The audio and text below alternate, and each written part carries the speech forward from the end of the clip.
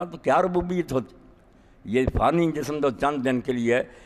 اس کا انتظام کرتا کھانے پینے کا سارا، مگر روح جو ہمیشہ رہنے والی،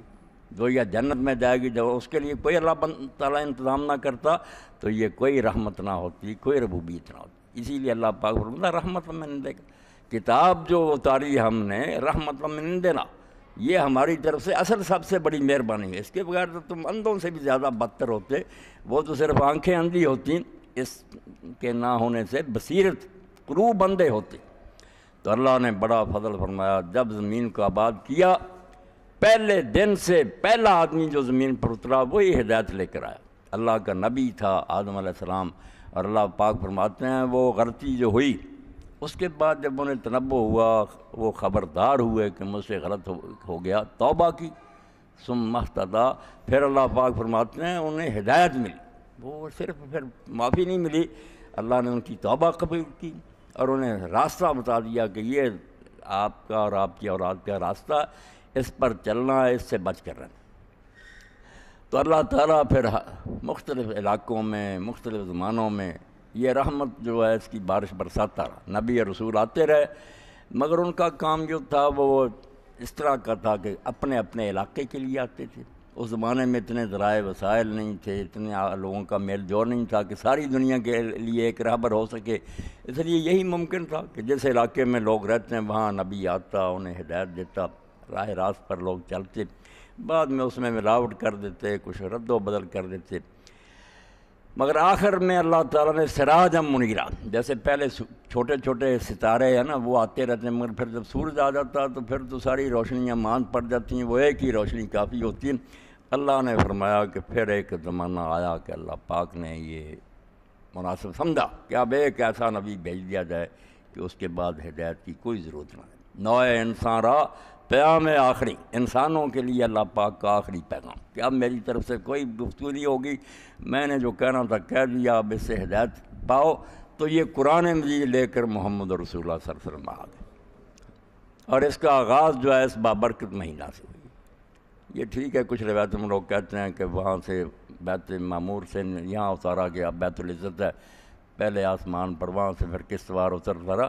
مگر یہ کوئی ایسی مستند باتیں نہیں ہیں، سب ضعیف روایتیں۔ یہی ٹھیک ہے جو مولانا عبدالماجد دریا آبادی نے بہت حوالوں سے یہ بات لکھی کہ صحیح بات ہے کہ نزول شروع ہوا،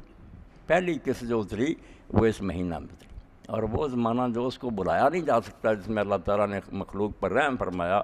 اور آغاز کر دیا، فرشتہ آنا شروع ہوا، اللہ کے رسول کو اللہ تعالیٰ نے پہلی آیات جو تھیں وہ دین، تو فرمایا یہ رمضان کا مہینہ یادگار مہینہ ہے، اس مہینہ میں اللہ تعالیٰ نے نظر رحمت فرمائی اور تمہاری طرف اپنی توجہ کی اور تمہارے حال پر رحم فرمایا، ورنہ حدیث پاک میں آتا ہے کہ اللہ نے پوری زمین پر نظر ڈالی اور سوائے اہل کتاب میں سے چند نفوس کے پوری زمین کو دیکھا، سب گمراہ ہوتے، کہیں ہدایت نہیں رہی تھی۔ قرآن مجید کو اتارا اللہ پاک نے اور قرآن مجید کی شان بیان کی، ہدی للناس وبینات من الہدی والفرقان۔ اب خدا بھی دو مرتبہ آیا، پہلے خدان کا ایک تو کام ہے کہ رہنمائی کرے، بتائے گائیڈ بک ہو کہ یہ کرنا یہ نہیں کرنا، یہ کام ہے۔ اس کے بعد یہ مطالبہ ہوتا کہ ہمیں کیسے تسلی ہو کہ یہ کتاب سچی ہے، دلیل ہونی چاہیے۔ جھوٹے مدعی بھی اس دنیا میں کہہ دیتے ہم نبی ہیں، بنے ہیں، اب بھی بن رہے ہیں، تو دلائل ہونے چاہیے، یہ انسان کی عقل تقاضا کرتی ہے، اور اللہ تعالیٰ نے یہ نور بخشا ہے کہ اندھا دھند بات نہ مانو، دلیل مانگو۔ اس کے لیے ساتھ ہی فرمایا جو اصل غرض تھی وہ تو پہلے ہی ختم ہوگی، ہدی للناس، کہ صرف یہ پڑھنے کے لیے نہیں اور نہ یہ تاقوں میں رکھنے کے لیے، اس سے رہنما کا کام لینا ہے، جو قدم اٹھانا نا اس سے پوچھ کر اٹھانا ہے، جہاں سے روکے ادھر نہیں جانا، بدر جانے کا حکم دے وہ کرنا، یہ ہے رہنمائی۔ مگر دو چیزیں کہ اس کے بارے میں یہ تسلی کیسے ہو کہ یہ کتاب برحق ہے، اور جو لوگوں کے اعتراض ہیں، شبہ ہیں، مخالف جو اس میں کہتے ہیں کہ اس وجہ سے ہم اس کو اللہ کا کلام نہیں، ان کا کیا ازالہ، اس طرح دور کیا جائے۔ یہ دو چیزیں کہ دعوے کو ثابت کیا جائے اور جو مخالفین کے اعتراض ان کا جواب دیا جائے۔ اللہ نے اس کا فرمایا وَبَيِّنَاتٍ مِّنَ الْهُدَىٰ وَالْفُرْقَانِ،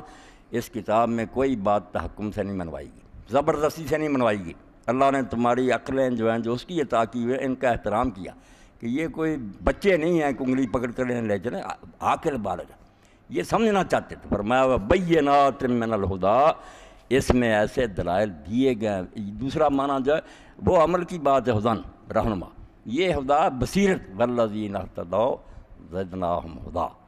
جو ہدایت پاتے ہیں ان کو ہم اور زیادہ ہدایت دیتے ہیں. بصیرت تو ان کی روشنی دماغ کی بڑھتی جاتی ہے، زیادہ مطمئن ہو جاتے ہیں. فرمایا بینات من الہدا،